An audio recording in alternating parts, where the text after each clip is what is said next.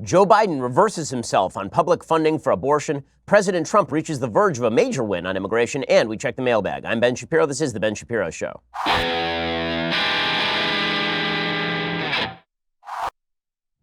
We have a lot of news to cover today, as always. I'm just grateful it's a Friday. Aren't you? We're almost there to the weekend. You've almost made it.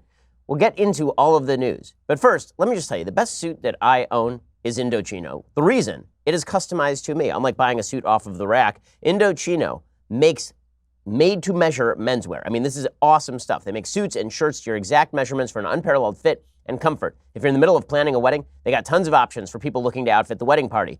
So here's how it works. You can visit a stylist at one of their showrooms. Indochino has over 40 showrooms in North America. They'll take your measurements personally. You feel like James Bond. It's really awesome. I went to one over in Santa Monica. It's really terrific. Or you can measure at home and then shop online at Indochino.com. You choose your fabric and design customizations, and then you submit your measurements with your choices online and relax while your suit gets professionally tailored and then mailed to you in just a couple of weeks. This week, my listeners can get any premium Indochino suit for just $359 at Indochino.com when entering promo code Shapiro at checkout. That's 50% off the regular price for a made-to-measure premium suit. Plus, shipping is free. Indochino.com promo code Shapiro for any premium suit, just $359. Incredible deal for a premium made-to-measure suit. There is no reason. Listen, everything today is customized for you. Why would you not get a suit that is customized for you?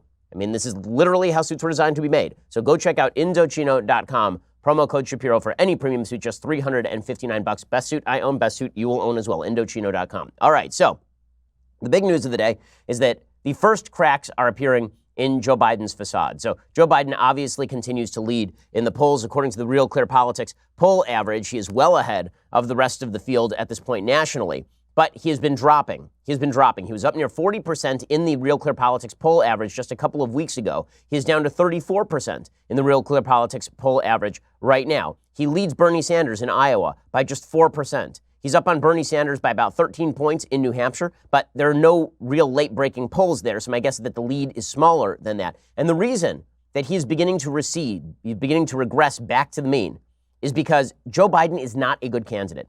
The problem for Joe Biden is this. His pitch is basically, you know me. You know, I'm old Joe Biden. And because I'm old Joe, you've known me for 30 years. I've been consistent. I'm a rock of solidity in a time of instability. You can feel comfortable with old Joe Biden. Well, the only problem is that if the case that you are making is that you are a rock of solidity, you cannot be waving around like a palm tree in the wind. You can't do that.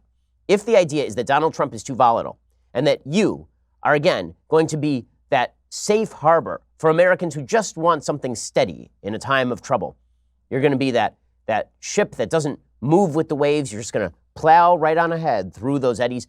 If you are that guy, you can't be the guy who switches your mind every 5 minutes out of pressure to the left. Because now, many Americans are going to feel that you are unstable. And many folks on the left are going to feel that you are insincere. See, what people are looking for in a candidate is a level of authenticity. This is why Donald Trump was the nominee and why he's the president. Because when it came right down to it, he has a level of authenticity that is that I think is rare in politics, and people see that. It was interesting. I was listening to another podcast by a guy named Larry Wilmore, who's a comedian, and a comedian of the political left, and he made a distinction that I thought was actually quite a good distinction. The distinction was, he was talking about politics, and he said there are three types of people in politics. There are the truth tellers, people who say things that you don't want to hear but are true. And then there are people who are honest, and then there are people who just spout bullcrap. Bullcrap are people who just say what they think you want to hear. Kirsten Gillibrand, perfect example of the bullcrap candidate. Right? The candidate who just wants to say whatever it is that you want her to say. And then there's the honest candidate. The honest candidate isn't necessarily honest about the situation, but is honest to their feelings. So they're saying what is in their heart. And this is very attractive to Americans because usually these are the only two choices available.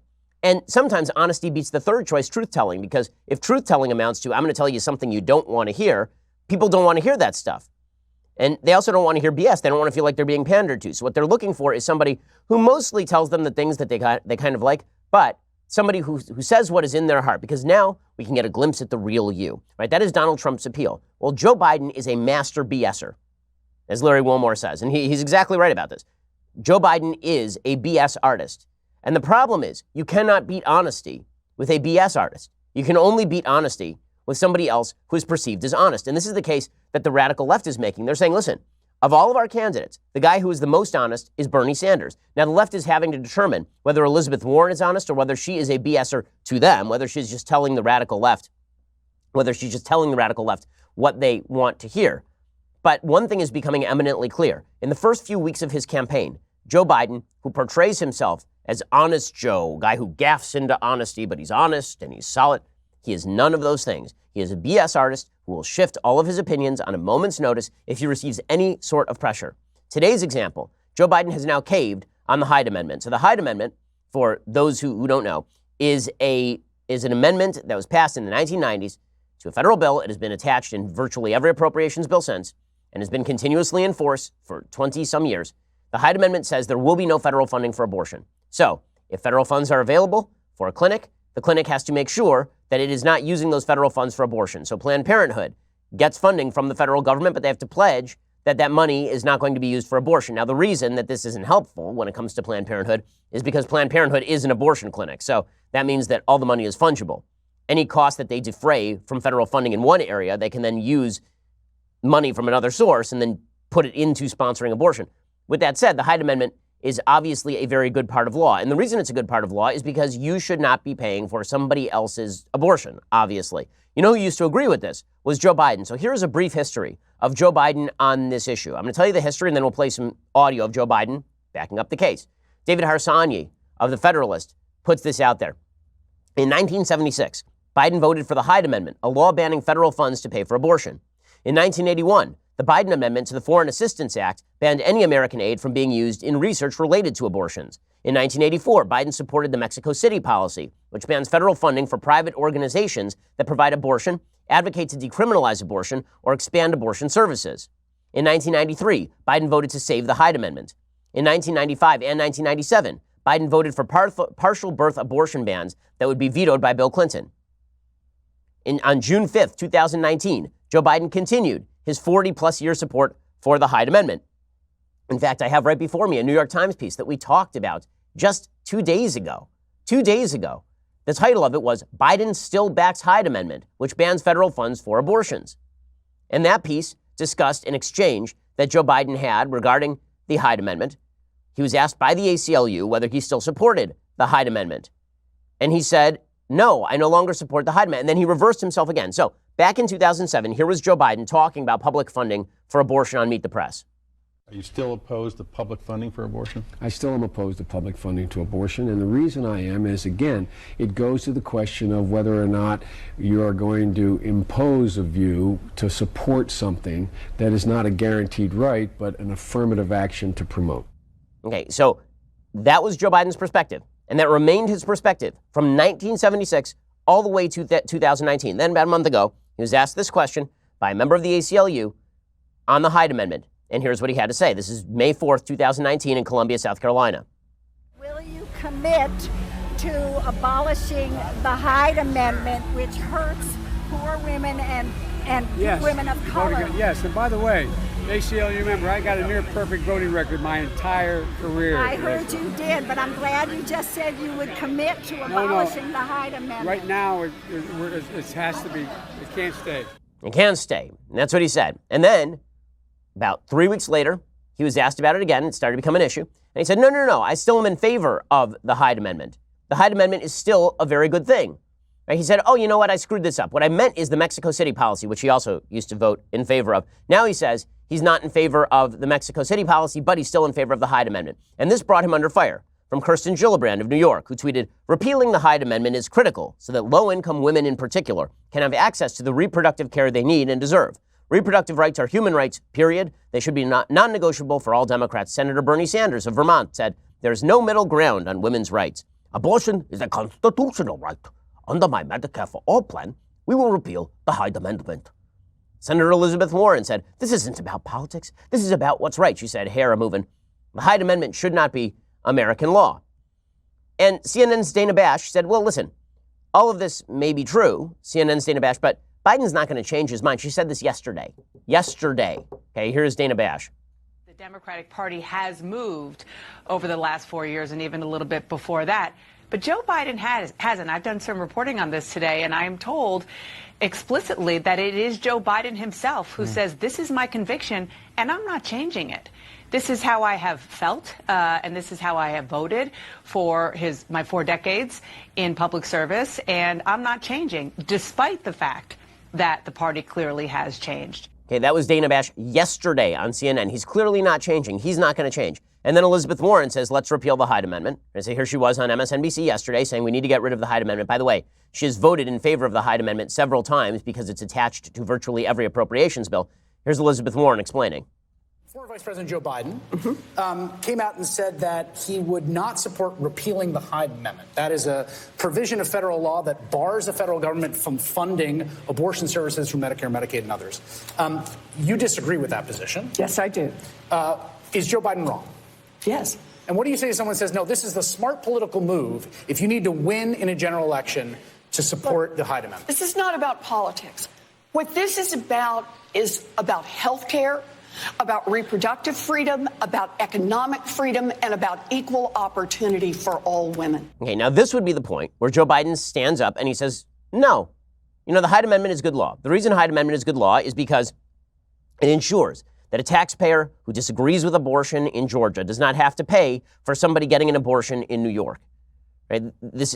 He could stand up tall if you're going to portray yourself as the moderate in the race, if you're going to portray yourself as the guy who can unite all Americans. This would be a great moment to have a sister soldier moment, as Bill Clinton supposedly had, and you're supposed to stand up and say to your radical left flank guys, hold up a minute, I agree with you about abortion, but I don't agree with you that somebody else is supposed to fund somebody else's abortions, right? This would be the moment when Joe Biden distinguishes himself from the field, when Joe Biden really shows the American people why he's different from the rest of these jokers, why you should trust him, why he should be earning 40% here, why he should be looking at the presidency straight in the face, right? This would be the moment for Joe Biden. So what does he do? He collapses like a house of cards. We're going to get to that in just 1 second. First, let's talk about the fact that I'm spending way too much on my cell phone bill. You're spending way too much on your cell phone bill. The fact is you could be spending hundreds of dollars on your cell phone bill. Why? Mainly because you're paying for a lot of data that you actually don't need. Well, thanks to Mint Mobile, you don't have to overpay for wireless anymore. With Mint Mobile, you can cut your wireless bill down all the way to $15 a month, which is a pretty dramatic drop. They've reimagined wireless. They're making it easy and online only. That means they can pass significant savings on directly to you. Mint Mobile makes it easy to cut your wireless bill down to just $15 a month. Use your own phone with any Mint Mobile plan. You can keep your old number along with all those existing contacts. With Mint Mobile, choose between plans with 3, 8, or 12 gigs of 4G LTE data. Stop paying for unlimited data you'll never use. This is how the phone companies get you. Every plan comes with unlimited nationwide talk and text. To get that new wireless plan for just $15 a month and get the plan shipped to your door for free, go to mintmobile.com/Ben. That's MINTMOBILE, mintmobile.com/Ben. Cut that wireless bill all the way down to $15 a month. Get free shipping on your Mint Mobile plan at mintmobile.com/Ben. That's mintmobile.com/Ben. And again, $15 a month, that's nothing. Go check it out right now, mintmobile.com/Ben. All right, so Joe Biden has the opportunity now to stand up to his radical left base based on 46 years of a consistent position on federal funding of abortion. And this is a position, by the way, that is widely popular with Americans. Most Americans are not in favor of federal funding of abortion.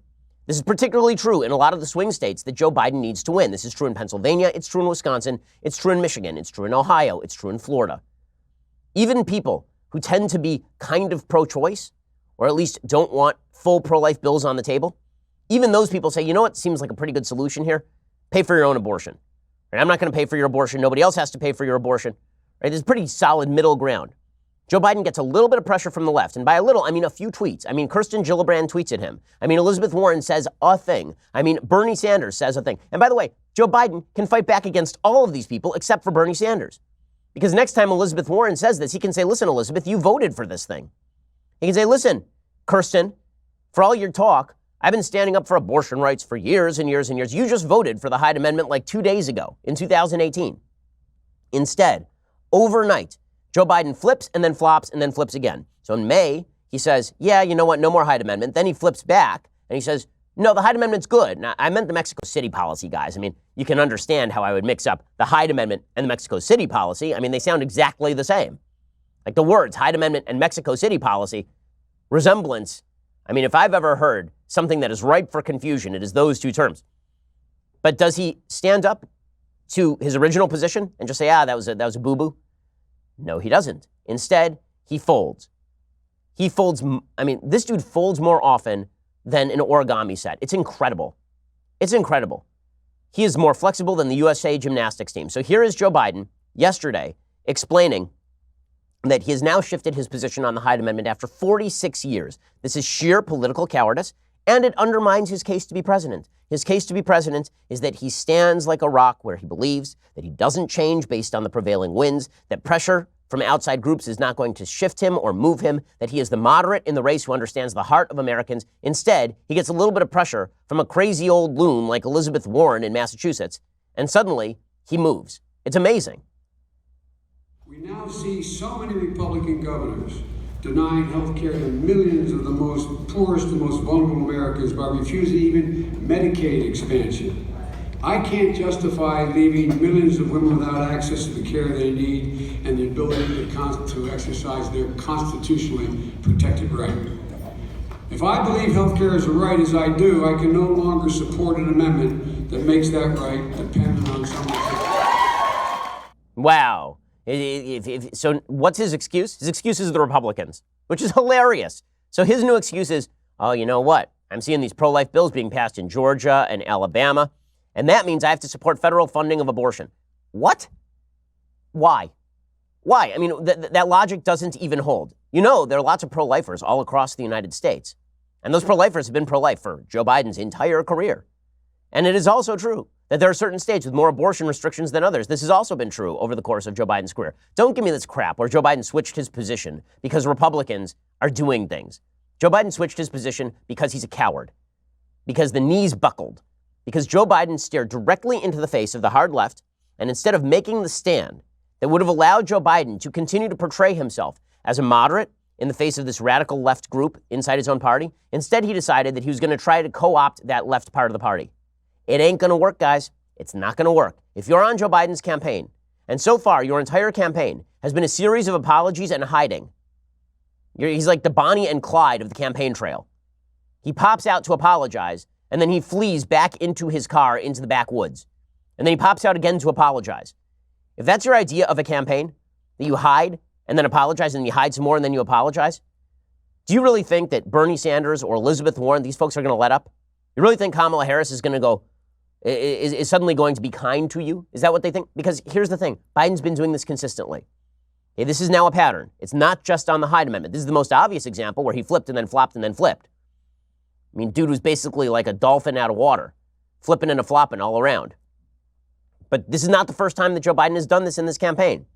Back in January, Joe Biden, trying to shore up his black support, he said in remarks at a Martin Luther King Jr. breakfast that he had made mistakes when it came to criminal justice issues. He says, you know, I've been in this fight a long time. It goes not just to voting rights, it goes to the criminal justice system. I haven't always been right. I know we haven't always gotten things right, but I've always tried. He's still coming out now and quasi-defending the 1994 crime bill, which, by the way, was a good bill. Crime rates in the United States were skyrocketing. The 1994 crime bill went into effect with mandatory minimums and more policing resources available, and the crime rates began to drop, and they have continued to drop to today. It's one of the great reversals of crime in the history of the United States.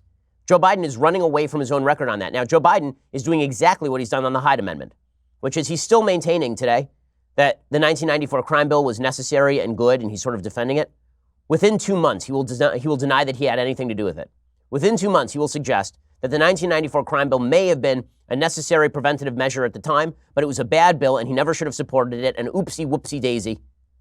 That's where this is going. How do we know that? Because he'll do this on even the simplest things, even the simplest, stupidest things. He will reverse himself like a damned coward. What kind of simple, stupid things? How about calling Mike Pence a nice guy? I mean, this is ridiculous. Now, I've spoken with a bevy of Republicans who know Joe Biden. The vast majority of them say that Joe Biden is a nice guy. They say that he is a decent guy. They disagree with him on politics.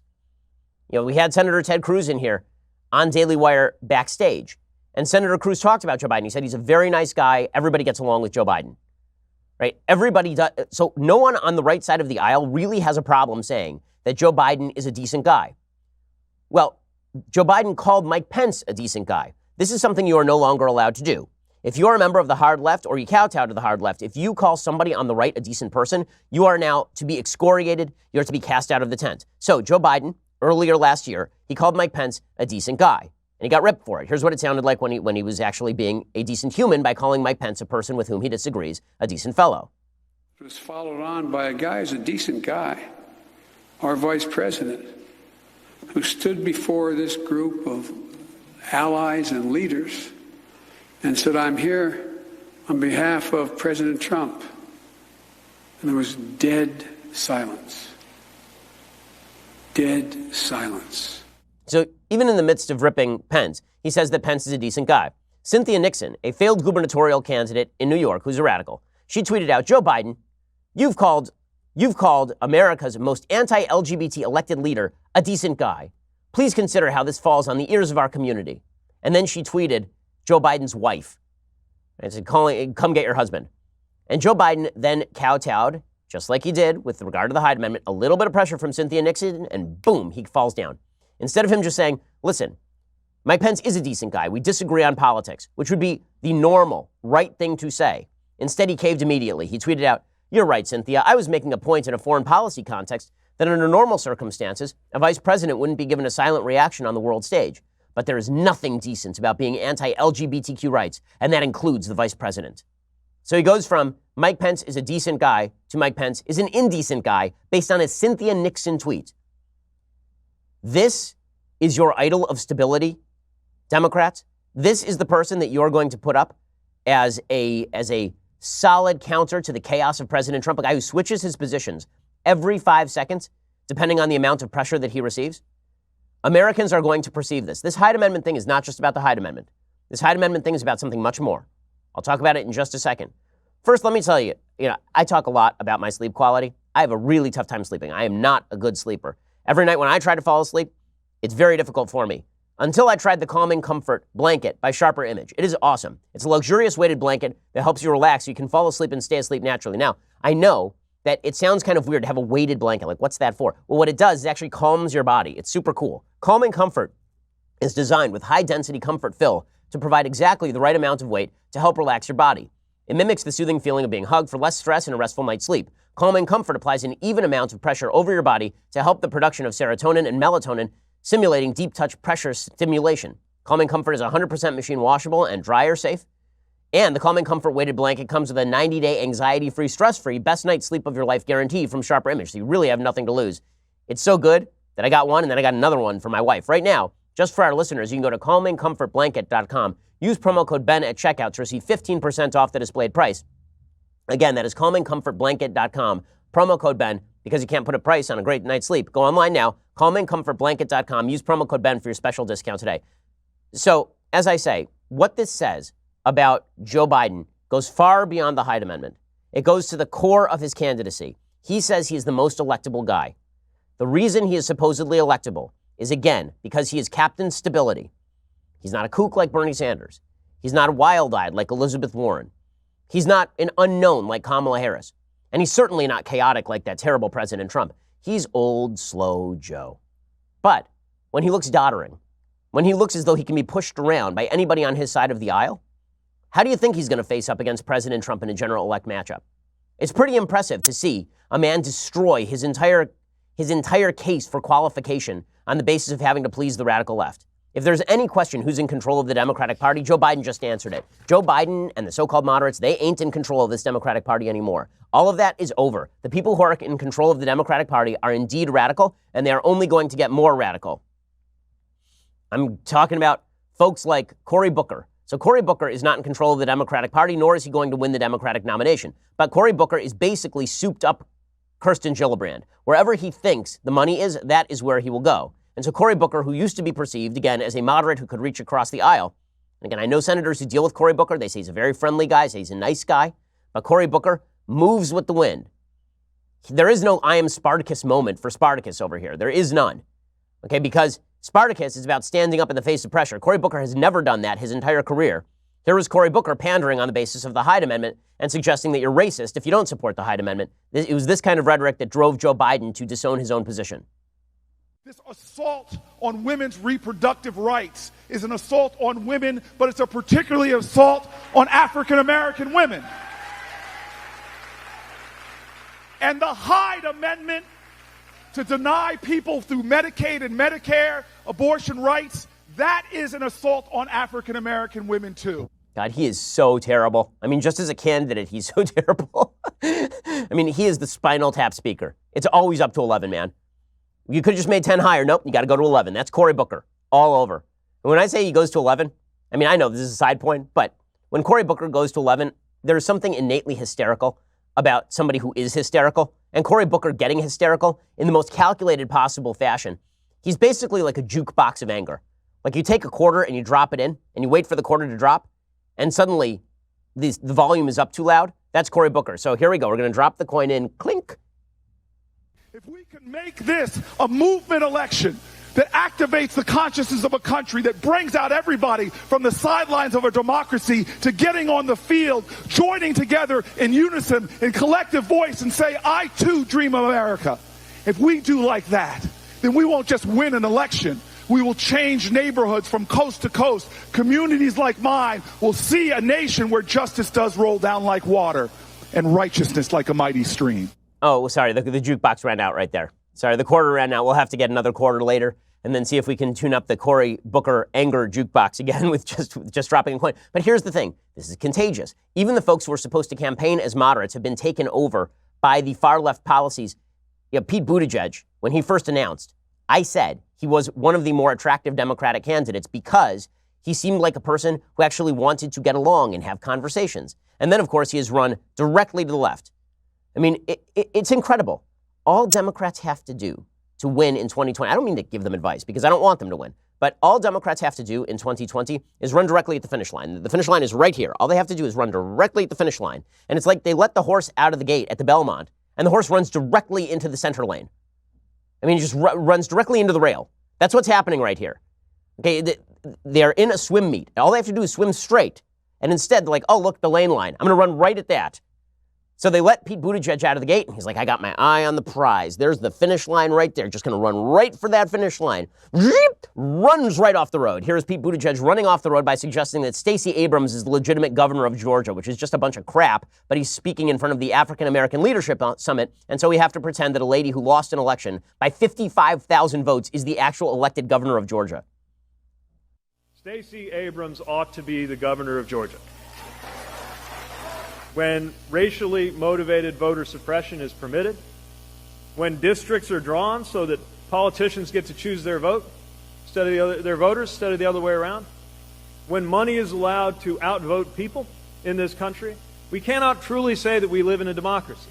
And it is time for us to stand up for democracy, not just because our party tends to do better when more people are allowed to vote, but because every American will be better off when our democracy lives up a little more to its ideals. Okay, this is the supposed moderate in the party pretending that voter suppression prevented Stacey Abrams from winning the governorship, which is just a bunch of hooey.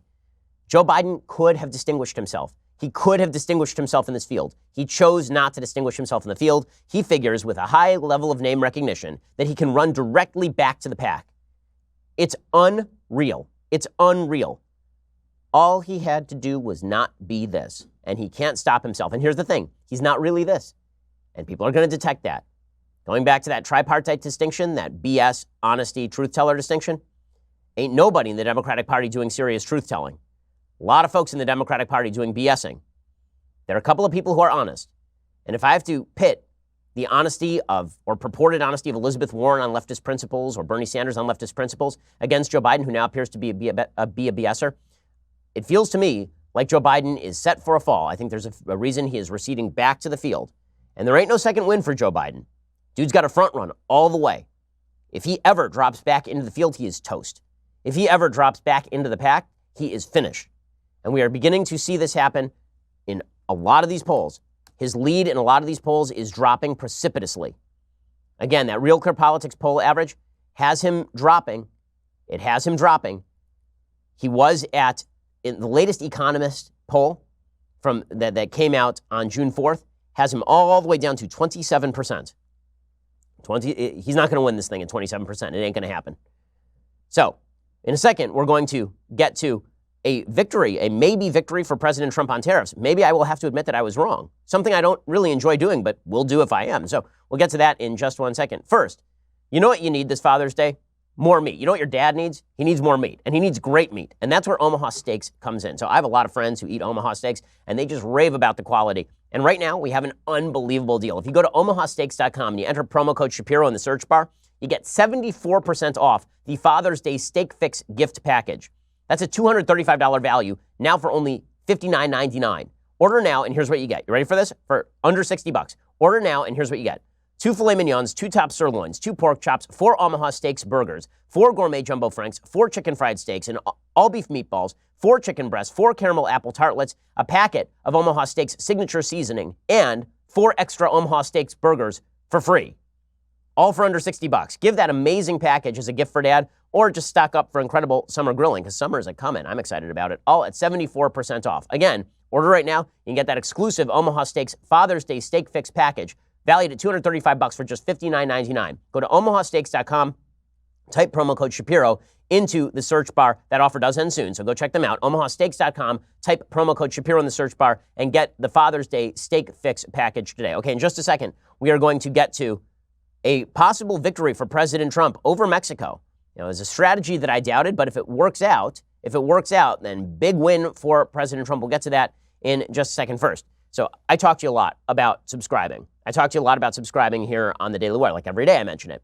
But as you know, YouTube has taken a big step in silencing conservatives by moving to demonetize Steven Crowder's videos on the basis of nothing. They openly said he did not violate community standards, yet they would demonetize him anyway based on the fact that basically a bunch of wild leftists complained that he was being mean to them. If this worries you, and it should, if you think this is the first step in big tech censoring conservatism, it's not the first step. It's actually like the third or the fourth step. It's time to make your voice heard. If you want to do that, head over to dailywire.com/YouTube. Add your name to the list of folks standing up to the bullies at YouTube, speaking out for free speech. This actually is pretty important. Again, that's dailywire.com/YouTube, and go join the fight. Also, you know how you can help us? You can help us by subscribing. And when you do, it's that glorious time of week when I give a shout out to a Daily Wire subscriber. Today, it is Twitterer Mark Sutherland of Wilmington, North Carolina. He knows what every sports science expert knows worth their weight in creatine. Nothing replenishes a body more effectively than fresh leftist tears delivered via our state-of-the-art tumbler. In this photo, Mark, who is covered in bits of dirt and mud while proudly holding his elite beverage vessel, appears to have just completed a Spartan race, which is pretty awesome. If that is his SUV behind him with all the stickers, this is like his 19th or 20th. Mark writes, refueling after a tough race. Hashtag Daily Wire, hashtag leftist tears tumbler. Good on you, sir.